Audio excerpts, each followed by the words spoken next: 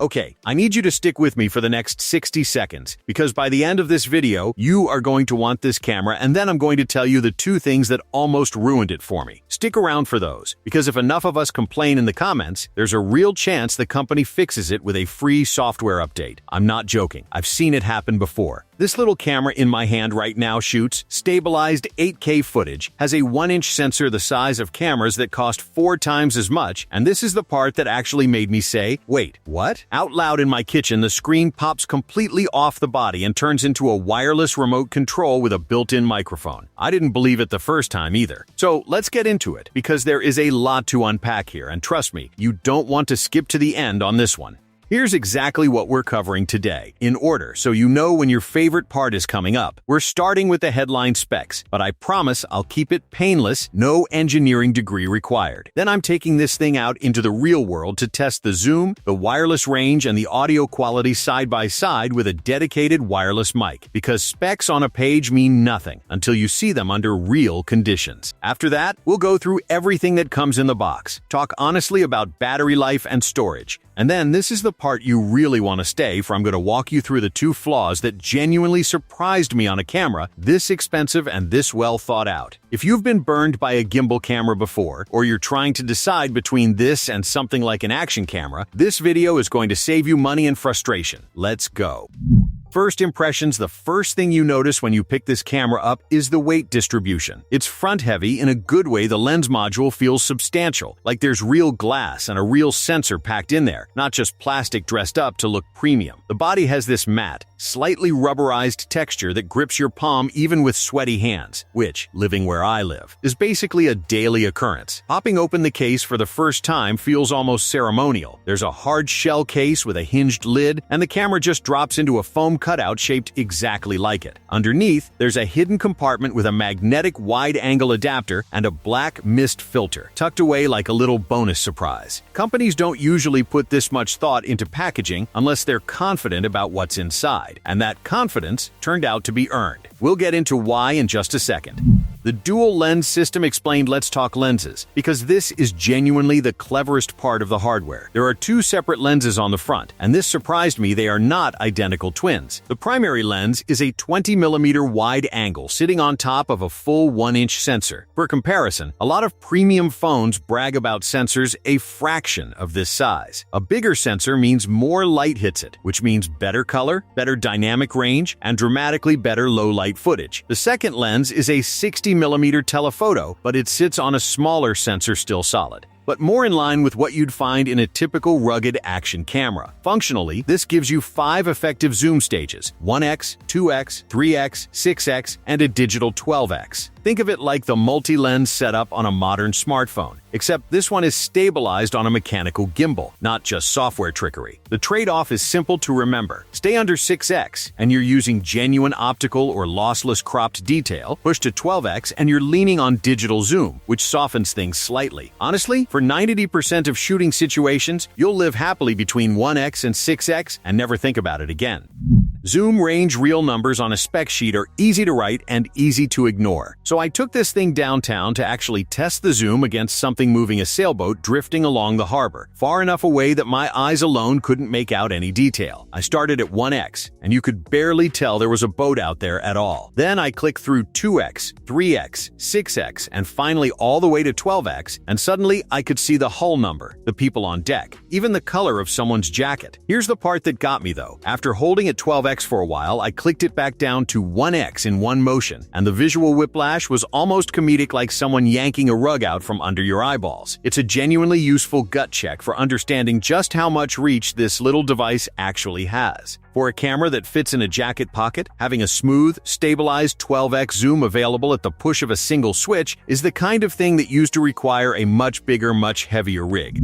The detachable screen okay? This next part is the single biggest reason I think this camera deserves attention, so don't tune out here. The entire screen module, the touchscreen, every physical button, even the rotating hinge pulls straight off the body of the camera. The instant you do that, the camera switches into a wireless tracking and recording mode, and the piece in your hand becomes a fully functional remote control. Every single function you'd normally tap on the camera body itself is mirrored exactly on this detached piece. But it doesn't stop there, because that same detached unit also doubles as a wireless microphone. So picture this: you mount the camera body up on a tripod or a gimbal arm across the room, pop the screen off, clip it to your collar, and now you're simultaneously controlling exposure, framing, recording, and capturing clean audio, all from one small device in your pocket. I've used plenty of cameras with companion apps that try to do something similar, and they're almost always laggy, glitchy, or require a stable Wi-Fi connection. This just works instantly, every single time I tested it. Range test stunt, I wanted to actually stress test how far this wireless connection could stretch before it gave up on me, so I set the camera down and just started walking backward. And walking some more. At a distance where I genuinely could not make out the camera's shape with my naked eye anymore, I was still adjusting the zoom remotely, switching between focal lengths, and watching the live feed update in real time on the little detached screen in my hand. The display did eventually flash a weak signal warning, but here's the kicker: recording continued completely unaffected the entire time. Realistically, nobody is going to need to control their camera from that kind of distance on a normal shoot. But that's not really the point of a stress test like this. The point is proving the wireless connection has enough headroom that, in a normal use case, say, controlling the camera from across a room, through a wall, or from the front seat of a car, it will be rock solid without you ever thinking about it.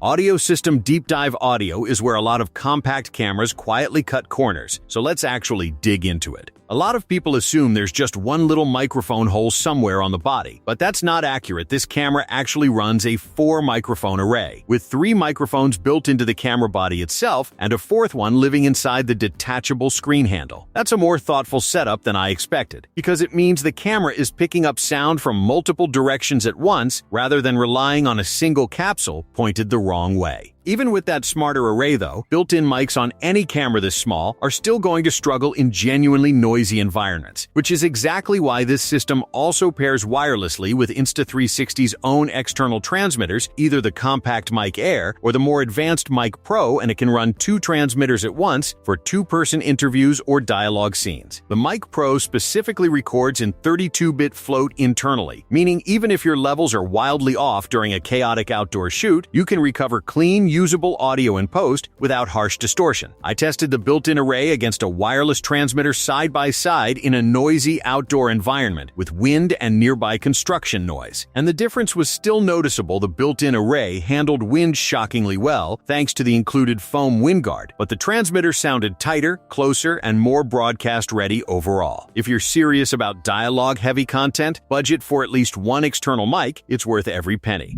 AI tracking and smart framing modes. Now, let's talk about the brain behind this thing, because the tracking system here is more layered than I expected going in. There's a standard auto-tracking mode you can trigger with a tap of the joystick or by tapping a subject directly on the touchscreen, and the camera locks onto that subject and keeps it centered no matter how you move the body around. That part isn't new for this category, but the additional modes stacked on top of it are where things get genuinely useful. Active zoom tracking is the one I found myself using constantly. It doesn't just follow a subject's position in frame, it actually adjusts zoom level in real time to keep them appropriately sized as they move closer or farther away, which is fantastic for things like sports clips or kids running around at a birthday party. Group tracking flips the priority and tries to keep an entire group of people in frame together, which is perfect for table conversations or a small crew walking down the street. And then there's smart framing, which overlays a subtle 3x3 grid based on golden ratio composition points, letting you lock your subject into a specific spot in the frame and have the camera hold that exact composition from the first second of recording to the last. It's a small thing, but it's the kind of detail that tells you software engineers, not just hardware engineers, spent real time on this product.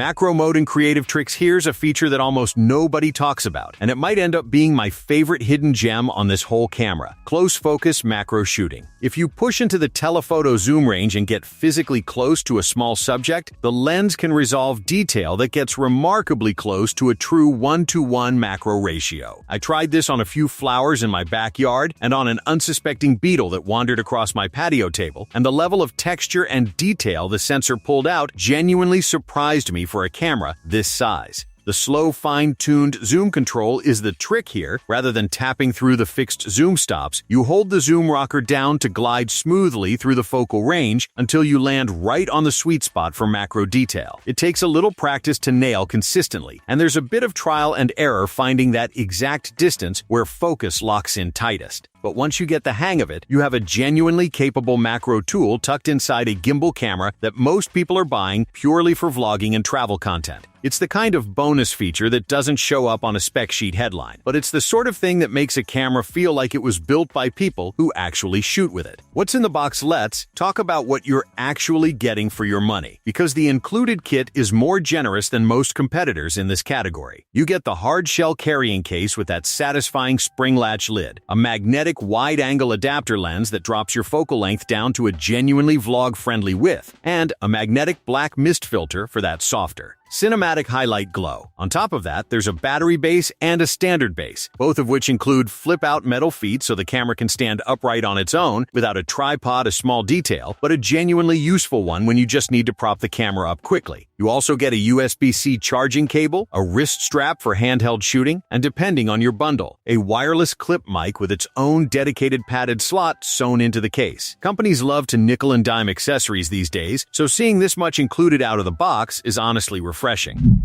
Storage and battery reality check. Storage-wise, there's a healthy chunk of built-in memory, which is a nice safety net if you ever forget your memory card at home, and we've all done that at least once. But realistically, you'll want a high-capacity micro SD card, because this camera supports cards up to a full terabyte, and at standard 4K 30 frames per second settings, that translates into roughly a full day of continuous recording on a single card. Battery life is rated at around 4 hours off a 1550 MOS cell, and in mixed real-world use, switching between zoom levels, recording mode, and wireless remote mode that estimate tracked reasonably close to accurate in my testing, landing somewhere in the 3.5-hour range depending on how aggressively you're using the wireless screen features. The genuinely impressive part is the charging speed. Official fast charging specs put it at roughly 23 minutes to get back up to 80% capacity. And in my own testing, that held up almost exactly. That's an enormous amount of usable runtime recovered on a short coffee break, which matters a lot on long shoot days.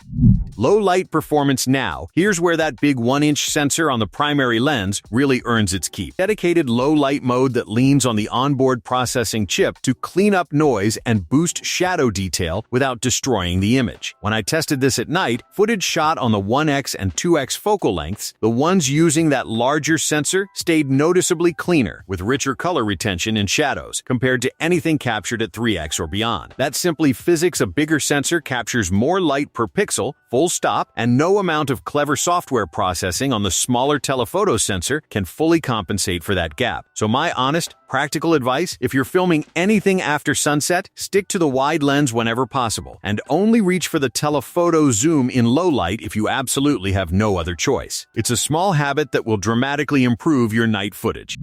The two big flaws. All right, this is the moment I promised you at the very beginning. So let's get into it. The first flaw: there's no proper 4:3 aspect ratio mode. You get widescreen, an ultra cinematic widescreen, and a square format, but no classic 4:3, which uses the maximum width of the sensor and happens to be my personal favorite shooting ratio for a lot of lifestyle and travel content. It feels like a strange omission on a camera that otherwise tries to cover every creative use case imaginable. The second flaw is the bigger one for me. When you physically rotate this camera into vertical orientation for social content, the gimbal head itself does not rotate with it. Instead, the camera just digitally crops a narrower vertical sliver out of the wider 8K frame, capping your resolution noticeably lower than what you'd get shooting horizontally. A true rotating gimbal head would let creators capture full-resolution vertical video without any compromise at all, and considering how dominant vertical content has become, this honestly feels like a missed opportunity rather than a minor nitpick. If you agree these two things matter, say so so in the comments below. Companies genuinely do read this stuff, and firmware updates have fixed bigger problems than this before. Final verdict. So, here's my honest, bottom line take, despite those two flaws. This is still one of the most impressive compact cameras I've tested this year, and it's easily become my go-to grab-and-go camera for everyday life, travel, and quick creative shots when I don't want to haul out a full rig. The wireless detachable screen alone changes how you can shoot solo content. That 1-inch sensor punches way above its size class, and the smart tracking and macro tricks we covered earlier are the kind of details that make it feel genuinely well-rounded, rather than just a spec sheet flex. If this review helped you decide whether this camera is right for you, do me a favor and hit subscribe, because I'm planning a full long-term durability test and a head-to-head comparison against its closest competitor in the coming weeks. And trust me, you do not want to miss how that comparison turns out. Drop a comment letting me know whether the missing 4:3 mode or the lack of true vertical rotation bothers you more. I read every single one, and so, apparently, do the engineers. Thanks for watching, and I will see you in the next one.